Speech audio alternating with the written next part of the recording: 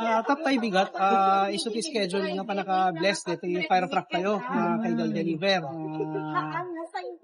Oshkosh, 6x6 with 12,000 liter capacity na maitipon tayo ito ada mga level of protection tayo so mapatakkel DJ ko. Mapatakkel DJ pati firefighting capability tayo kay Lawag International Airport. Okay, sir. Ano ti difference na dito ti regular nga fire truck tayo, sir? Ay, hindi fire truck tayo na bugat ko. Off-road capable. Ay medyo difficult terrain kaya talaga na kaya na nga magtas maganda tayo.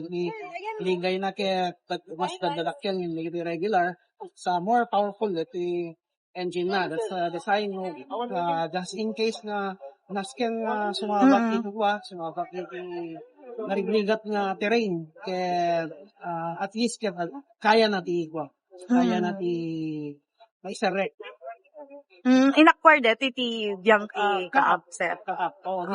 This is one of the 8 units which was procured late last year.